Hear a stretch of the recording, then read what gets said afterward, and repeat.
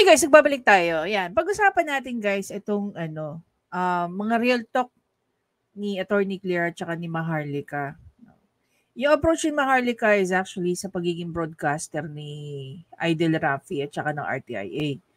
Dito naman kay Attorney Claire, yung pagiging senador niya. Okay? So, pakinggan natin. Sino gusto nyo una? Pagiging broadcaster o si Attorney Claire? Attorney Claire muna tayo. Dito muna tayo. And the dramatic entrance of the complainant and the main actor who is supposed to be working as senator pero ngayon, nagsasideline as bounty hunter sa kanyang TV show at para ituloy ang kanyang ginagawang profitable content sa RTIA vlogs. Samantalang ang kapwa-senador niya nagtatrabaho for national interest. Monday to Friday, siya ay binabayaran ng taong bayan para gumawa ng content for RTIA vlogs. Actually, 500. Okay.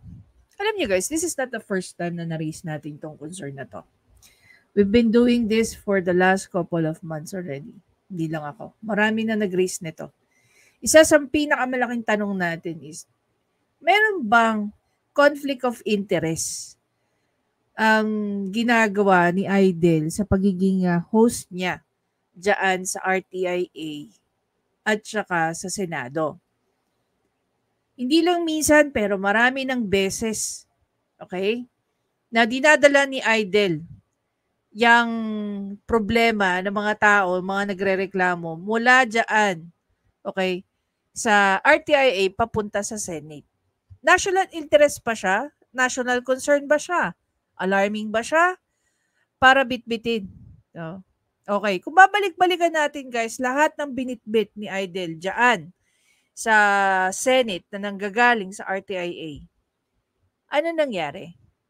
Alam nyo ba na yung mga galaw ng mga tao dyan sa loob ng Senate ay may budget? Budget na hindi nga nila nilalabas kung paano nila nililiquidate.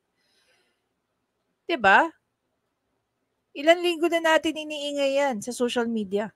Bakit hindi sila makapaglabas ng MOOE liquidation ng mga budget na binibigay sa kanila? Imagine niyo, budget. Ang pagliliquidate lang doon is by certification. Mapirmahan lang yan. At alam nyo ba na malaki ang budget ng mga senador kumpara sa mga taga-Congress?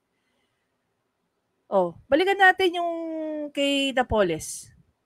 Paano nangyari yung kay Napoles? Dahil nga doon sa kaluwagan ng pag-audit ng kanilang mga budget, MOOE, extraordinary fund, 'di ba? On the top of that, yung sahod niya, okay, ito na lang isa pa natin tanong.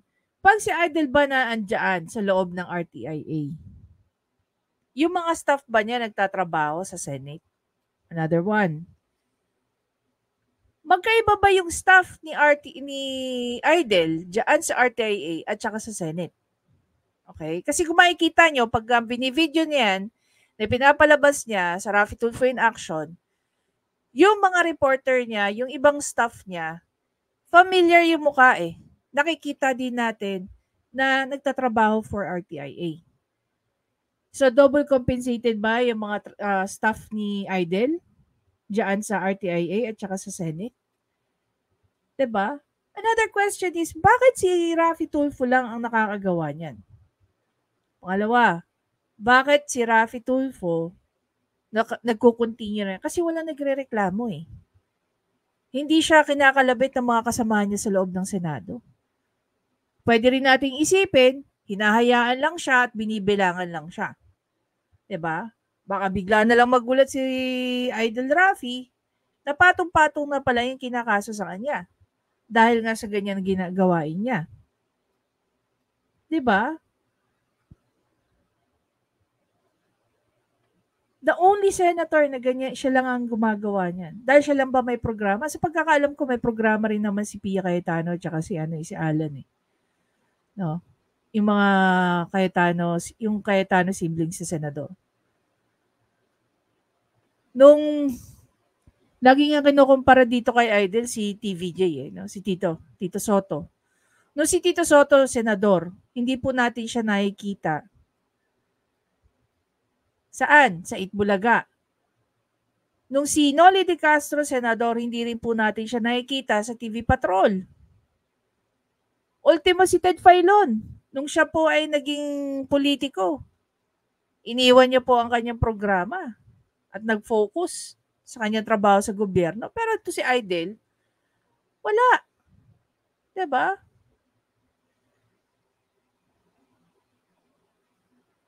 So bakit walang wala sa Senate na kine-question yung ginagawa niya? 'Di ba? Ngayon punta naman tayo dito kay Bojack, kay Maharlika. Pakinggan natin yung sinabi dito ni Maharlika. Labas. Ang ginagawa ninyo, Jutang Genemes, kapag ang kalaban, let's say for example, ako magrereklamo ako, ang kalaban ko kongreso ay senador o politiko, ayaw mong tanggapin ang problema, ayaw mong tanggapin yung kaso kasi what? Takot ka din doon sa mga taong may impluwensya. 'Di ba? Yan po ang katotohanan, mga kababayan. Kapag ang nagrereklamo, let's say ako, irereklamo ko si Lisa As Araneta Smugs, hindi tatanggapin ng tulpo in action. Kasi ang gusto nila, yung mga in-exploit na mga mahihirap na hindi nila alam yung rights nila. Alam nyo mga kababayan, kayo mga palangga ko na mga naaabot ng vlog ko, na mga mahihirap, kunyari inimbita kayo o nagpatulpo-tulpo kayo, huwag na kayo magpatulpo. Hi, I'm Joshua. Exploit kayo, nilalagay kayo sa limelight ng kahihiyan. Let's say, mga nag-aaway na mag-asawa o kung ano-ano man, tatawagan, hello, kunyari ako ang nagre-reklamo. Hello, ikaw ba yung jowa ni Maharlika? Sabi ni Maharlika, ganito daw, ganyan-ganyan. May rights po kayo to decline. Hindi batas si Tulfo. Wala siyang karapatang pilitin ang mga tao na nag-aaway-away para magsalita sa kanyang programa. You have all the rights to decline na hindi sagutin ang mga pinaparatang sa'yo, whether kamag-anak mo, kapitbahay mo, may karapatan kayo dahil hindi siya korte. Ini-exploit kayo, binabalahura ang inyong mga reputasyon. May natitira pa kayong reputation. Again, yung pag-aaway ng pamilya, ngayon, nagkakainitan lang tayo, pero bukas, makalawa, sa susunod na buwan, nagkakapatawaran tayo. Itigil nyo na akala ninyo si Tulpo ang makakasolve ng problema ninyo. Dahil may mga nilapit ako. Okay. So, yan yung topic for,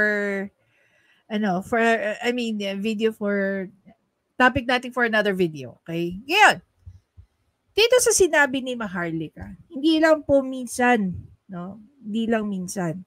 Ito, tumatak na sa akin to eh. Sabi nga ni Attorney Libayan, hindi nyo maiintindihan yung pakiramdam ng natulfo till mapatulfo kayo. 'Di ba?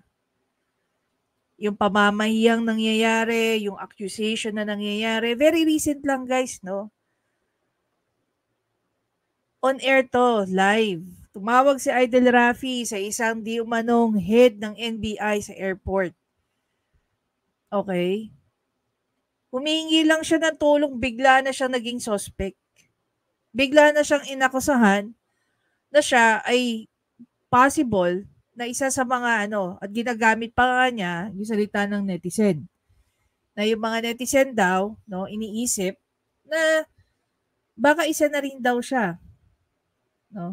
Na alam mo yon, involved sa nangyaring pagkawala nung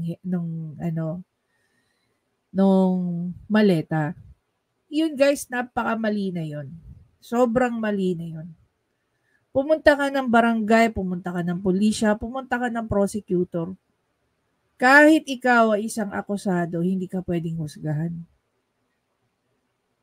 Bakit? Kasi even an accused, they have the rights under our Bill of Rights. They are protected. Gaano na karaming tao, guys? Paulit-ulit na tayo. Gaano karaming tao na ang nagkaroon ng mental breakdown Meron pa nga nagpakamatay eh. 'Di ba? Sa sobrang kahihiyan. 'Di ba? Sabi nga nila, we can only make judgment as much as we can, as much as we want. At the end of the day, only the proper courts, no, ang makakapaghusga doon sa tao. Whether or not sila ay gold digger, whether or not sila ay ganito, whether or not sila ay ganyan. Naalala niyo pa ba yung isang sundalo na kung ano-ano pinagsasabi ni Idol? Dahil tinawagan siya, nagreklamo yung soon-to-be wife sana, na nabuntis, tapos biglang inatras yung kasal. Yung version ng babae, syempre, pakikinggan mo yun eh. Ang tanong ba, binigyan ba ng enough opportunity na matanong yung lalaki? Una, kung totoo ba yung sinasabi ng babae? Kung totoo, bakit siya nag-decide na hindi magpakasal? 'Di ba? And all this time, we thought, no, that Raffy Tulfo is actually in a perfect marriage. Hanggang sa lumitaw si Julie Licop. Imagine niyo, no? Yung taong magaling mahusga sa kapwa niya lalaki sa bagay na siya mismo naging gawain niya. 'Di ba? Ano masasabi ng mga Tulfo natics doon? Tama ba na iwan mo? 'Di ba? As per Julie Licop, iwan mo ang asawa mong buntis na habang siya ay nagdadalang tao, ikaw ay may kurichi. Ayon na rin mismo kay Julie Licop, hindi raw sila sinustentohan. 'Di ba? At hindi ko makakalimutan yung pagla-live ni Idol na kesyo sinisingil siya ng 100 million.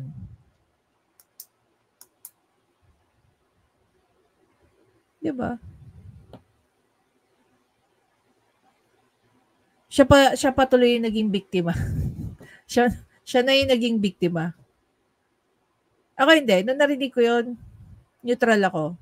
Neutral ako hanggat hindi ko pa naririnig yung side ni Julie Licop ng time na yan. Tapos nung narinig ko na yung side ni Julie Licop, natawa na lang ako. Na-recall ko lahat ng pang-aalipusta ni Raffy Tulfo doon sa mga lalaki. Na kesyo ganito, kesyo ganyan, kesyo. Bagay na siya mismo naging gawain niya rin at one point in time sa kanyang buhay. Diba?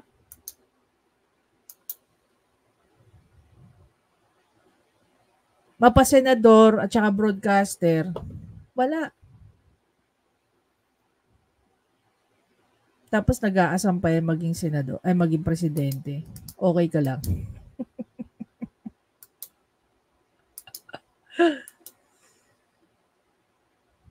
Hanggang ngayon, yung problema ng Kuwait hindi naayos. Sa totoo lang, marami ng comedian si Raffy Tulfo eh. Naalala niyo yung ni-real talk, yung na reality check siya ni Coco Pimentel? Nung nagkakaroon sila ng interpellation tungkol sa Magna Carta.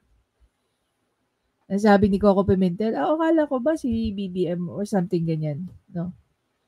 Kasi pinapaano niya doon kay Coco Pimentel. Akala niya hindi nagbabasa si Coco Pimentel no? Inano sa kanya ni Coco Pimentel, akala ko ba si the president niyo, yun nga yung inayos ngayon tungkol doon sa problema ng ng EU, 'di ba, para maka-join pa rin ng mga Filipino seafarer sa mga biyahe ng EU. Tapos inaako niya yun.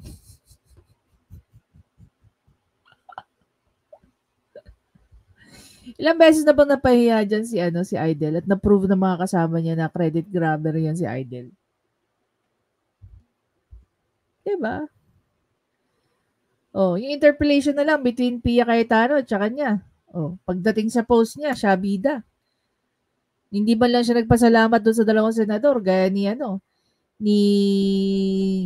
Parehong abogado to, Senator Pia Cayetano at saka Senator Coco Pimentel. Diba? Tapos sasabihin, hindi daw kailangan ng abogado, hindi mo kailangan ng background. Naniniwala naman ako doon, hindi mo kailangan. Diba? Pero at least, meron ka sanang magagaling na team ng legis. Hindi yung nasa interpellation, nag-one-on-one kayo doon. Diba? Okay, natanungin ko. Between being senador, si Raffy Tulfo at being broadcaster o kaya host ng RTIA, ano masasabi nyo? Kayo na sumagot. Diba? Sasabihin na naman, kalaban tayo ni Raffy Tulfo. Ano lang tayo, gaya nga ni Atty. Libayan, issue lang tayo, wala tayong pakialam sa personal na buhay ni Idol Raffy kung naman pinagagawa niya sa buhay niya. National interest po kasi ito kaya natin pinag-uusapan . Diba? May mali ba sa sinabi ni Atty. Claire tsaka ni Maharlika? Wala. Para sa akin, wala. Totoo naman yung sinasabi niya . Totoo ang sinasabi nilang dalawa. Tapos ipagmamalaki nyo? Talaga ba? Anyway guys, again, maraming salamat sa panonood. Please don't forget to subscribe, like, and comment. I-share nyo na rin. Sabihin nyo sa akin, kanina sa dalawa na nag-agree kayo. Both ba? O kay Maharlika lang? Or kay Atty. Claire lang? Diba? Sa tingin nyo, bakit ba walang nagre-reklamo labang kay Idol? Kasi sabi nga ni Maharlika, ang pinapatos lang ni Idol ay yung mga nasa laylayan. Kasi alam ni Idol yung pakiramdam ng nakakasuhan. Diba? Nakakaawa yung mga kababayan natin na hindi man lang nabibigyan ng tamang due process. Sa bagay kasi guys, ang due process nga naman, it is against a private citizen and a government. Pero at least, diba, i-practice mo yung due process na yun sa programa mo.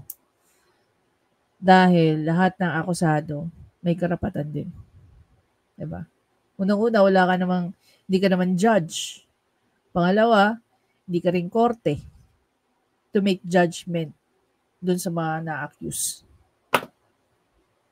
Diba guys?